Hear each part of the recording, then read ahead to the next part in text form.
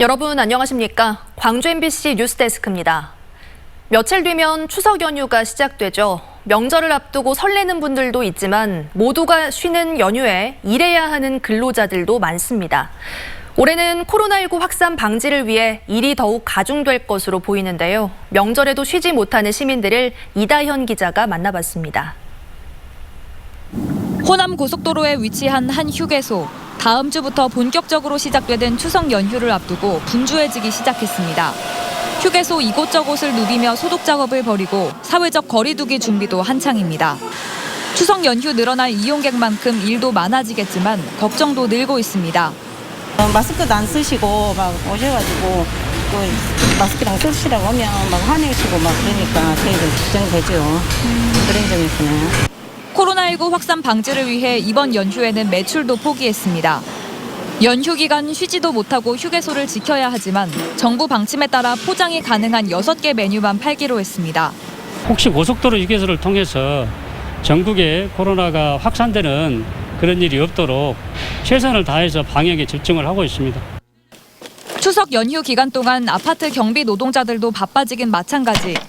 코로나19 상황에서 맞이하는 명절이다 보니 추석 인사를 선물로 대신하는 경우가 많아 택배 쓰레기가 평소보다 배 이상으로 늘었습니다. 그렇지 않아도 쉬지 못해 서러운 명절을 올해는 쓰레기 더미를 치우며 보내야 할지도 모릅니다. 경비원은 타 직종에 비해서 어느 누구도 이 잠시도 비워둘 수가 없어요. 24시간 풀 가동이 돼야 되는 이 특성이. 코로나19 속에서도 어김없이 다가오는 추석 명절. 고향에 가지 못하고 일을 해야 하는 근로자들의 짐이 올해는 더욱 무거워졌습니다. MBC 뉴스 이다현입니다. 어제 코로나19 확진 판정을 받은 해외 입국 모녀는 격리시설이 아닌 자택에 있었던 것으로 드러났습니다. 광주시에 따르면 지난 23일 우즈베키스탄에서 인천공항으로 입국한 뒤 남편의 차량을 타고 광주로 이동한 모녀는 자택에 있다가 코로나 확진 판정을 받아 광주 489번째, 490번째 확진자가 됐습니다. 광주시는 모녀가 자택에 머무른 기간 동안 접촉자는 없었다며 방역에 허점이 생긴 정확한 경위를 조사하고 있습니다. 한편 오늘 광주에서 확진 판정을 받은 코로나19 환자는 아직까지 없습니다. 전남 완도에서 영어교사가 고3 제자에게 기말고사 답안을 유출했다는 소식 어제 보도해드렸었죠. 그런데 이 교사가 시험지 유출 문제가 불거지기 전 해당 학생에 대한 성희롱 혐의로 수사를 받고 있던 것으로 드러났습니다. 양현승 기자가 단독 보도합니다. 전남 완도고등학교의 시험 답안 유출 건을 교육당국이 알게 된 건 지난 15일이고 바로 다음 날인 16일 전남교육청은 감사에 착수했습니다. 하지만 해당 영어교사인 47살 김모 씨는 14일부터 갑자기 질병 휴가를 낸 상태였습니다. 아프다고 갑자기 너네들 며칠 동안 못 나올 거다라고 하고 갑자기 사라지셨거든요.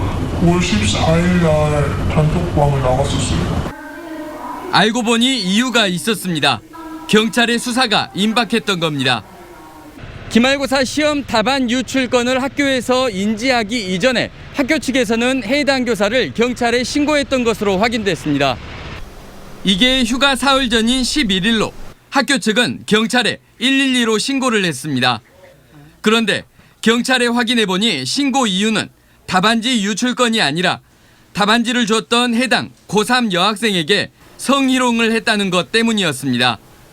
영어교사 김 씨는 손을 잡아도 되느냐, 선생님을 그만둬도 널 좋아한다는 내용으로 카톡 메시지를 보낸 것으로 전해졌는데 경찰은 이 문자 메시지를 확보해 성희롱과 학대 혐의로 김 씨를 입건했습니다.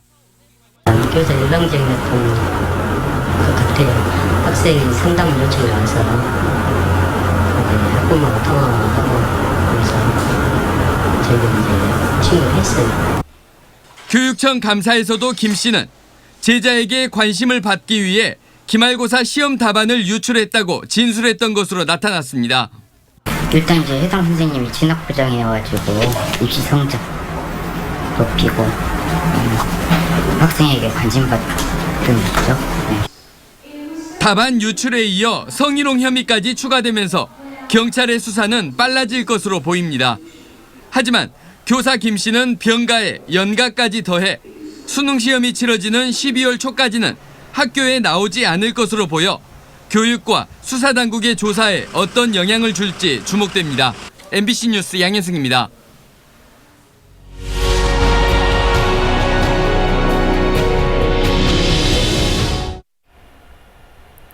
한 사람의 인생을 통해 5.18 광주 민주화 운동이 한국 사회에 미친 영향을 살펴보는 광주 MBC 연중기획 보도 내 인생의 5.18입니다. 오늘은 1989년 국회 광주 청문회와 더불어 5.18에 대한 전국민적인 관심을 불러온 MBC 5.18 다큐멘터리 어머니의 노래를 연출한 김윤영 PD를 만나봤습니다. 김철원 기자가 전해드립니다. 1989년 2월 MBC를 통해 방송된 5.18 다큐멘터리 어머니의 노래는 한국 사회에 큰 충격을 주었습니다. 도청 앞 집단 발포 당시 숨진 광주 대동고 전영진 군의 어머니 김순희 여사를 조명한 다큐멘터리는 전두환 정권 시절 폭도들에 의한 폭동쯤으로만 알고 있던 국민들에게 5.18은 국민의 군대가 국민을 학살한 사건이라는 사실을 처음으로 알렸습니다.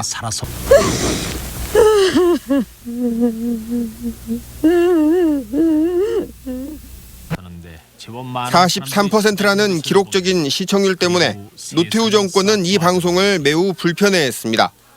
국방부는 어젯밤 MBC 텔레비전에 어머니의 노래 방영과 관련해서 성명을 내고 국회 광주특위가 운영되면서 광주 민주화 운동의 진상이 밝혀지고 있는 시점에서 피해자 입장만을 일방적으로 부각시키는 방송을 한 것은 광주 민주화 운동의 진상 규명에도 도움이 되지 않는다면서 유감을 표명했습니다. 프로그램을 연출한 MBC 김윤영 PD는 서울 문화방송 한 편집실에서 복제되던 NHK가 방송한 5.18 일주기 다큐멘터리가 시작이었다고 말합니다. 사실을 사실대로 알리지 못하는 언론인으로서의 자괴감과 반성이 5.18 다큐멘터리를 만들게 된 동력이었다는 겁니다. 소름이 돋을 정도로 이상했습니다.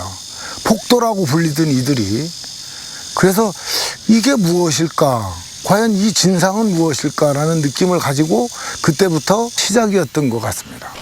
현재 광주지법에서 진행 중인 전두환 재판에 단초가 된 고 조비오 신부의 헬기 사격 증언도 이 다큐멘터리에서 방송됐습니다.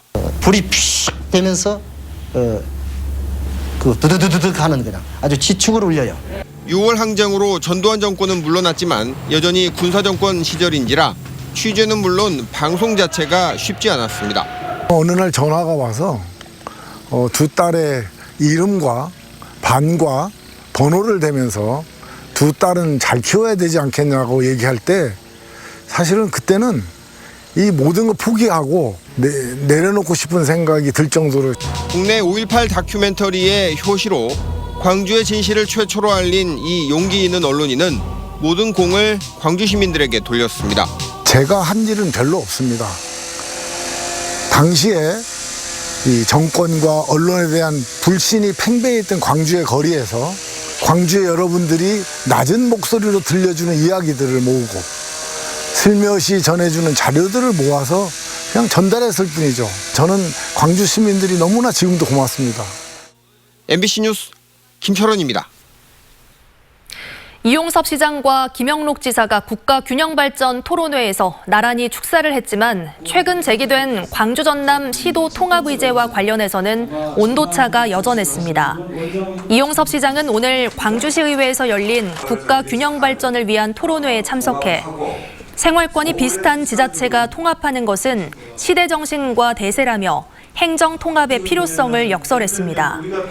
행사에 참석하는 대신 영상으로 축사를 보낸 김영록 지사는 국가 균형 발전의 필요성을 역설했지만 행정 통합 문제는 언급하지 않았습니다.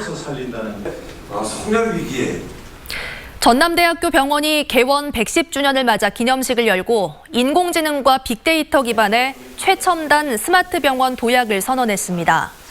오늘 열린 기념식에서 이삼용 전남대 병원장은 지난 110년 동안 국내 최고의 상급 종합병원으로 성장한 전남대 병원이 4차 산업혁명 시대에는 인공지능과 빅데이터 병원으로 성장할 수 있도록 연구력을 강화하겠다고 밝혔습니다.